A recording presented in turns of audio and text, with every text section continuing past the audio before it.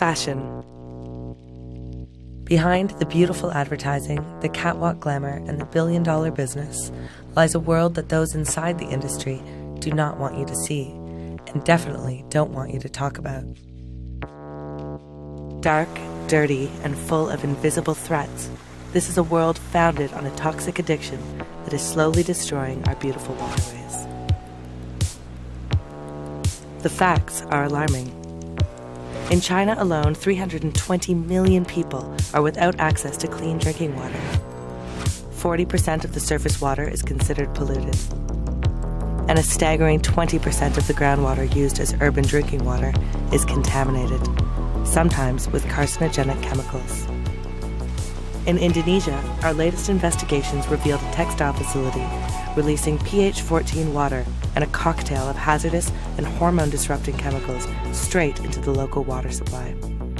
And this is just the tip of the iceberg. Just one of thousands of factories in Indonesia and around the world that are treating our public waterways like private sewers. And the problem runs deeper than that.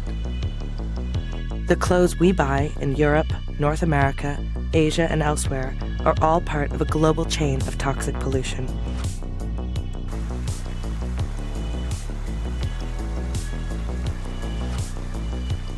Two-thirds of clothing items tested by Greenpeace contain hazardous chemicals. And when these garments are washed, they release these substances back into rivers, lakes, and seas around the world. This makes us all part of the problem, but we can also be part of the solution.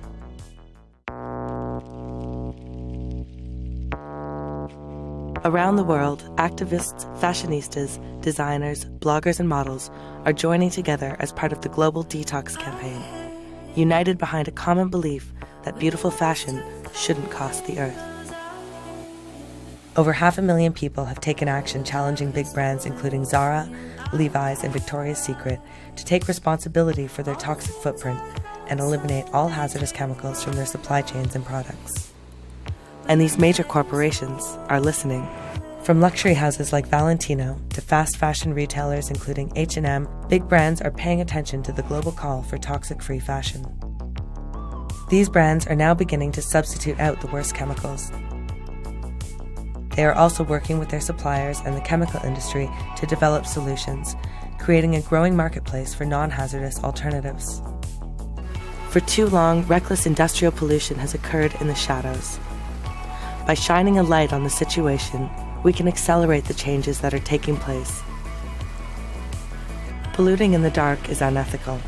Polluting in the full glare of the media spotlight is a PR disaster. There is still a long way to go, but our successes so far prove that when we join together, change is possible. Our message is clear. Those brands and suppliers that are transparent about their progress and that take credible and authentic action have an opportunity to win people's trust and loyalty. Those that choose to bury their heads in the sand or try to greenwash their way out of the situation face a more uncertain future. It is becoming easier than ever to spot these toxic villains and greenwashers, to share this information within our networks, and influence brand decisions for the better. The world is watching. It's time to detox.